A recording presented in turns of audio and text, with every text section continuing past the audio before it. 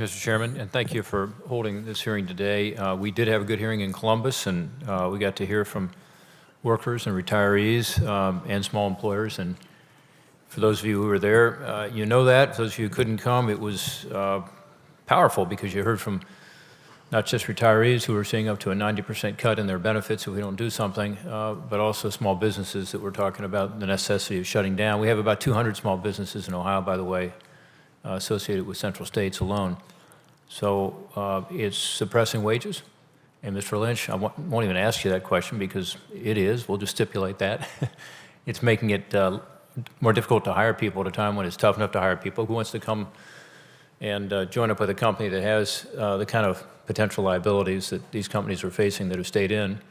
And in one case, we heard about a company that's paying to the plan about 15 grand a year per active participant, and about half of that's going for those who never worked for the company but are orphan liabilities. And that's just an example of the way the system, I think, is broken. And I think, you know, Mr. Naughton, Mr. Lynch, Mr. Rao, you would agree with that the system itself hasn't worked with regard to how we deal with withdrawal liability and orphans, creating a disincentive for companies to stay in. And has, you know, exacerbated the problem in addition to the other issues we talked about, the demographics, what happened to the market in 2008, 2009. So it was good to hear you all talk a little about the future. Senator Brown talked in his opening about needing to deal with the threat to businesses and beneficiaries, needing to deal with the PBGC, which is at risk of going under, which has this broader contagion effect on the economy, but also on how do we put changes in place. And Representative Schweikert has talked a lot about this too. How do we ensure that we're not just putting a short-term fix in place here, but actually solving the problem? And that's going to require us looking at things like the discount rate, Mr. Rao, you talked about, at least indirectly, looking at withdrawal liability, how we deal with orphans, and so on. Kenny Stribling and I first met in the offices of Speaker of the House, Paul Ryan. And that was in 2016, as I recall. Something like that. Yep. And he came in with some other Wisconsin Teamsters to talk to their congressman. It was an important meeting because I think that changed some of the dynamics of this issue and realizing that we're going to have to deal with this issue one way or the other. And it's not easy. There are no simple answers. And as I said at the meeting we had in Columbus, there are lots of different players here, some of whom are actively involved and are going to see devastating results if we don't do something to small businesses, retirees. Others are a big group of taxpayers out there. And, you know, about 98% of taxpayers are not directly impacted as beneficiaries, and yet they're going to be asked to pick up some of the tab here, and I think we have to face that. And a lot of them are people I represent, we all represent, who may have a 401k that's underfunded. Almost half of them don't have a pension or a defined contribution plan at all. And so, you know, we're all trying to help on the retirement system in other ways, and we should, but this is not an easy issue to resolve. We have to acknowledge that at the outset. On the other hand, not dealing with it has tremendous impacts on individuals like Mr. Stribling, but also on the entire economy, I would argue. Those small businesses are going to go bankrupt, and the contagion effect on other businesses.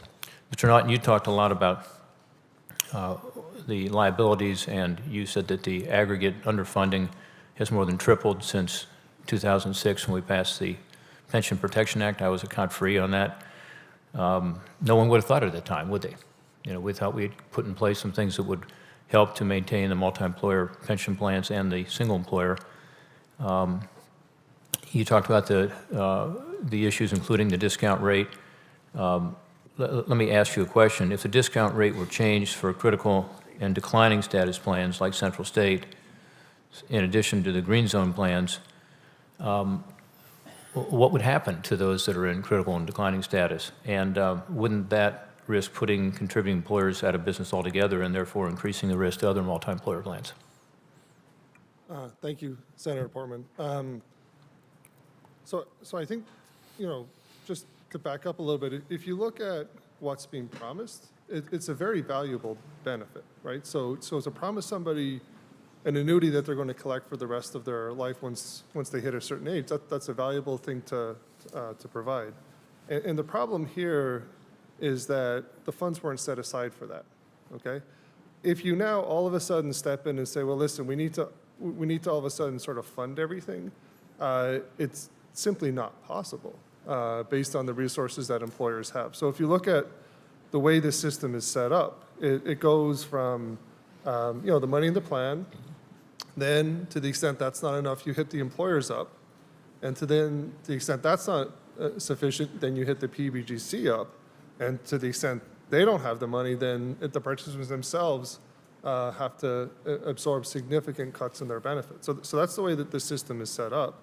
And where we are now is, to the extent that we all of a sudden change the funding requirements, it would be debilitating to the employers that are currently contributing. They're already contributing, as you mentioned, significant amounts more than perhaps is sort of the benefits that their employees are actually earning. But the system that they agreed to join is not one where they just fund their own employees. So back when I was, a consulting actuary, and we discussed with employers, okay, you have a union workforce. Do you want to have your own plan, or do you want to be part of the multi-employer plan? It was almost always the case that the multi-employer plan was less expensive, and sometimes dramatically so. Yeah. Let me just interrupt you for a second. And we appreciate your expert testimony and your background and experience, but you're talking about what happened in the past. You're talking about how I got into the problem. You're talking about the fact that it was sort of a moral hazard here, and companies chose to go into multi-employer because it seemed like it was a better deal for them.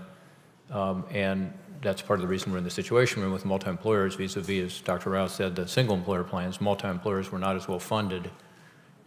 My question to you is about what do we do now?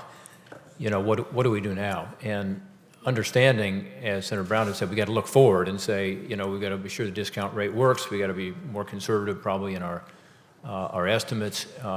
But what would you do now for those critical and declining plans to ensure that they don't go belly up and we don't have an even larger problem on our hands with regard to the impact on the broader economy? Fair enough. So if we just focus on the critical and declining plans, what we can say is that they've promised benefits that are far exceed the resources that they have available to them. And so what it comes down to, it is on. A little closer to the microphone. And so, what it comes down to is who's going to pick up the difference. So that's not my level. That's not really my expertise, right? So my expertise is saying, going forward, if we fix the funding rules, at least this problem will not get worse. As you noted in your earlier question, it's gotten worse over the past 10 years. And the reason for that is even over those 10 years, we still haven't required that contributions line up with what's been promised. And so every day there's another promise made, and every day there's a contribution that doesn't meet that promise collected. Well, my time has expired. I appreciate your indulgence, Mr. Chairman. We will come back to this, but again, I agree with you in terms of going forward. Yep. But our issue is, what do we do now to avoid the problem getting worse? Thank you, Mr. Chairman.